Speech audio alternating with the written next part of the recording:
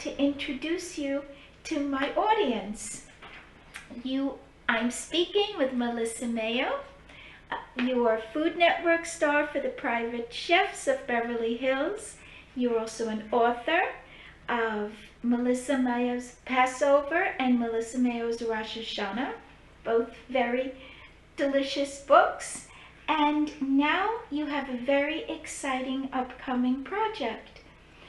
You are opening up the Susina Cucina in Tuscany, under the Tuscan sun. So welcome and thank you for visiting with us. Oh, thank you for having me on your show, Catherine. I have to tell you, I'm a huge foodie fan as well, and I cannot get enough of your incredible food. Like everything from the tiramisu to the pizza to the pasta to everything you have up on your site and your social media feed just have me drooling. Oh, well, thank you. We have lots to talk about. Coming from yourself, that is a compliment. But I see that you were brought up in much the same way I was. I just was in the kitchen and would help my mother and my dad, who both loved to cook. And that's how I basically learned to cook. And I see that you were as well with your mom. And I love the saying that your mom said, if you need a recipe, you can't cook. You know what? It is so true. And I have a teenage daughter who is 14 who cooks with me every evening as well. And I'm encouraging her to taste. Jade, what does it need? Does it need more acid? Does it need more heat? Is it salty enough? Does it need some sugar? And I'm trying to explain to her that she can taste her way there. I feel it's so important to understand that good ingredients cooked very simply and minimalistically yield the best results. And so many people are afraid of experimenting in the kitchen. And for me, that's the most fun part. It's like creating new dishes. I'm not really a baker, I think, for the reason that I'm not such a big fan of following recipes. I like to create in there. It's my happy place. I'm sure you feel the same. Oh, I do. I do. And it's funny that you say you're not a baker, because I don't really consider myself one either. And my mom never really used a recipe. And if you would ask her, how did you make this? She'd say, you have to watch me. You have to watch me, because her food never turned out the same twice. And that is exactly what my son says. Enjoy this now, because Mom is not going to make it again. That is so... Sorry, I have a nasty cough. That's... Sorry, give me 1 second. Oh, take your time. I apologize. I picked up a dust allergy from the construction going on at Susina Cucina. I was in the house, and instead of having a vacuum, I went old school with a broom. With a broom. For 4 weeks, I was sweeping it up and inhaling the dust, and it just won't go away. So sorry about that. Oh, no. But, that's so true. Often I'll make a recipe, and then my husband will say, that's really, really good. And I'll think, oh, crap, I forgot to jot down on a Post-it note what it is. Yes, yes. And I suppose that you love to taste different things in your mind, if you can understand what I'm saying. Like you think, oh, that would go good with that, or, Well, that's something that I have to say. I don't have the best sense of sight, and my hearing's a bit off, but my sense of taste and smell are amazing. Yes. So I love to travel and take inspiration from all the countries I've gone to. And I think that once people understand really the spice palette itself and how, spices overlap, but you can take one simple piece of chicken to Thailand or Italy or India just by mixing up the spices. Exactly. You don't have to eat the same old boring food every single day. And for me, sitting down at the table is a labor of love. I want to put that extra bit of love on the plate. Tasting as I go allows me to instill the food with the love for the people I will be serving it to. And that's how... That extra measure of, quality control. And as I'm tasting it, I'm adding my love to the dish. I'm really big on that. And Italians really do have that sense of love of cooking. The home is built around the kitchen. Oh, exactly. Oh, my goodness. And that's how you keep a family together, by putting the food on the table, and you sit down together and you enjoy it. You enjoy it. Yes. It's the most critical meal of the day, dinner time. It's where we catch up. And I know I have a teenager. I'm sure you with your children too. You catch up, about what's troubling them. If you don't have that time of the day, you're just ships passing at night. And it was something that was instilled in me from a very young age in South Africa. Yes. Dinner time was non-negotiable. We all sat down, and I looked so forward to it. And that's kind of when I got into the kitchen and started creating. When I moved to the States, I missed dinner time. So I decided that I would recreate the dishes I'd grown up on in my own kitchen. Exactly. And it's fun. I love the whole experience of the conversation and the people, and it's about more than just the food. It's about conversations that take place at the table. It's so critical to have that time to slow down and dial back and just tune into eating. Exactly. And you put some good music on in the background, and as my grandmother would say, who's better than you? Absolutely. and as you say, So sorry about that. Oh, take your time. Just give me 1 second to take your time. I'm so sorry. Nope, that's fine. I'm actually on my second antibiotic. I'm so sorry. Oh, that's fine. Sometimes some honey helps. I had about 2 tablespoons last night. I've tried everything. It's stuck in there. Honey, and I had a friend who told me to boil some ginger, and you drink the ginger tea.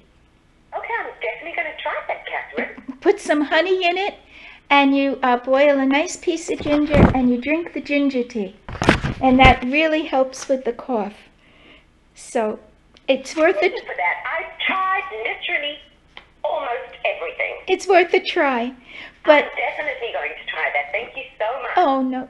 Well, when you say that you take a piece of chicken to different countries with the spices, that's exactly what I do. I prepare a meal, and if it's springtime or summertime, I'll take it out on my back porch, and I say, well, I'm in Italy right now. I may sound crazy, or I'm here, or I'm there. No, it's so true. And that also allows you to cook with seasonal produce. Oh, using things that are refrigerated and frozen, which is so much. Yes. You should do, and that's the reason to become a cook and get in the kitchen, is to master the art of cooking so you can use what's seasonal. In wintertime, you have the squashes, and in summertime, you have the stone fruit, and you adapt your recipes according to what you find that's fresh and in season. Absolutely. Well, now, Melissa, would you like to tell everyone about this? Oh, take your time. The Cucina Cucina, and how it came about, and okay. It's very exciting. I'll share it with you because you're going to love the story. So, about 10 years ago, I went on my second trip to Italy with my husband and daughter, and on arriving, I just pronounced to him, I love this country, I love the people, I want to live here, I want to retire here. And I just put it out in the universe, as crazy as it sounds. Doesn't. And I went on and on in my head about it, dreaming up dreams, seeing myself as a nonna and the finish line, baking pies with my grandchildren in the Tuscan hillside. Fast forward 5 years later, I launched my website, and I put up my tagline, which says, born in South Africa, living in LA, retiring in Italy. Oh. And my late mom at this time was alive. I called her, I said, how's the website? She said, Melissa, you have to take it down. You can't put you retiring in Italy. You don't have a house there. I said, but Mom, I'm going to. She said, but you can have everyone laughing at you in the interim. Take it down. I said, Mom, I know in my bones I'm going to spend my remaining days in Tuscany. Mm-hmm. So shortly before she passed away, we found this house online. I went to see it. It was magnificent. I bought it without my husband and daughter seeing it, sight unseen. They hadn't seen it. And my mom, before she passed, said, Melissa, please plant a plum tree. I want to watch you from the branches. I see and at this point, I wasn't planning on building a cooking school there. So I fast forward to last summer. I went to see the house, spend the summer there looking for contractors. And in the garden is this plum tree that's overlooking this old caravan that belonged to the Italian auntie that had bought the land. And I was swimming laps in the pool and looking at this tree and just thinking, this is Porta Pacina. Oh. Caravan has marked the spot for the cooking school. My mom's plum tree is overlooking it. It's destiny. And the more I swam, the more this idea for this cooking school came about. And as a homage to my mom, she's now going to be cooking from the branches. And and so we opened this summer. I'm super stoked and excited about it because it brings my love of Italy and cooking and my followers and my friends from all over the world to my favorite country. And everyone coming together around food. So it's quite a crazy journey because I didn't know there was a plum tree there on the actual property. I was going to plant one for her, and there was this fully established, beautiful tree. And so Cucina Cucina, meaning Plum Kitchen, became the name of the cooking school. That is a perfect, beautiful story, because if you think it and you believe it, you can make it come true. It's so true. See it from the finish line. I always say that, and people say, but how? I think I didn't see the house. I saw myself gray-haired and old, like a nonna, running around after my daughter's children. It's like a grandmother. I saw it way past the finish line. Oh, it is so, you can make it happen. And the story of the plum tree and how your mom is watching over you is beautiful, because my mom and my dad are no longer here. They've been gone many years. But I always feel she's here. She's watching me. I feel them so much whenever my dad also passed. I feel them so much when I'm in nature. Yes. I think that there was a very big shift in my whole body of work after I lost both parents. I became a lot more spiritual, a lot more centered. I spent a lot more time in nature, and things like butterflies and trees and the beauty of like Mother Nature and Earth just grounds me, and I feel like they're existing on parallel universes. I can't see them, but they're walking with me. They're walking at all with you. times. I never feel that I'm alone, ever. I always feel them close by. I can feel that? I do. I totally relate to you. My mom is gone, since 1986, and my dad since 1973. So I've been without them a long time, but I've never felt I am without them. And do you feel your mom the most when you're cooking with her, or in nature? Where do you feel absolutely. Her the most? I feel my dad if I'm near the water or cooking, and my mom. She's just there with me in the kitchen and around the house, and I've never felt I'm without them. Wow, and it's amazing you say the water, because my mom comes to me, and it's crazy. My followers know this. In rain and hail, she presents herself. Yes. In the form of like rain or hail. And whenever I really need her, the skies will open. Well, crazy. And this is the truth. And I've dabbled in a little bit of poetry recently, and you'll see it. It's on my site, and I really look for that. And if you I love to read poetry. If you go all the I love Keith and I love all of them. I love so much to like take. I love painting the picture in my mind with poetry. I think I'm a voracious reader. I probably read, I don't know, 8 books a month and paper books. Oh, that's wonderful. I'm going to look into that. And if you go all the way back, you'll hear my son's voice, who is Michael, who you'll say, oh, I wish he had given me the interview because he's got such a beautiful, deep voice. Well, right now I've got a hacking cough, so... And how did I get his mother, who has, my voice is one that people make fun of. So... No, I can't. You have a beautiful, happy voice. Oh, thank you. Your energy, I can just hear from speaking to you that you are light and bright and positive. Oh, thank you. Thank you. I can just hear that. You have a happy energy. Oh, thank you, Melissa. Would you like to tell the readers and the listeners your website so they can go and they could learn more about you, because you sound like such a... I feel like I know you. Oh, thank you so much. I feel like this is not our first time speaking. You're just a very... You come cook with me in Tuscany. Oh, I would love to. Oh, God, I would love to. Or gnocchi, or, we could try bang out a tiramisu, or try bake some sort of... Oh, God, I would... I would love You to. should come cook with me in Tuscany. I would love to, Melissa. And you know, if you ever come to New York, I would love you to bless my kitchen and be I here. would love that. I would love to cook alongside you.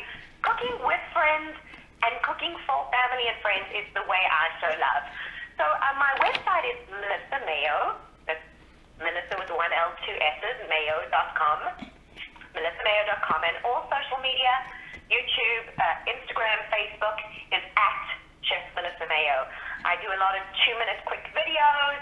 I have a lot of free recipes up on the site. I also blog about health, wellness, spirituality, travel. And yeah, we'll be opening up the doors to cooking school in June. I'll be there all summer, 4 months in Italy. Dream come true. And, Beautiful. I am so happy. And come cook with me. It would be I so would love amazing. to. And I would love for you to come to New York. If you're ever in New York on Long Island, I think it would be such a blessing to have you come and visit. And likewise, if you make it to Los Angeles, because I'm based here until my daughter finishes high school. I actually live in Los Angeles during Wonderful. she's in school for the moment. And so if you make it up to Los Angeles, I would love you to come visit here. That would wonderful. Want to escape the New York winters. Oh, for sure, especially after this one. But I thank you for speaking with me and for being so kind and warm and such a positive, wonderful outlook that you made it happen and you inspire, I'm sure, all the people you're around with that feeling. Oh, thank you, Catherine. And may, as I say, may the road rise up to meet your feet. May all the things that you're dreaming of and all the things that you have on your bucket list and those grandiose, impossible, unimaginable, like dreams that people tell you are not possible, dream them and just know that they're waiting for you in this universe. They're all there. And I wish you life and love and blessings on your journey to them. I really do. Thank you, Melissa. Thank you so much. You've been a pleasure, and I truly mean that to speak with. Thank I feel you. the same. Thank you, Melissa. Have a great day. Thanks, Catherine. You too. Bye-bye. What a lovely lady. I'm crying.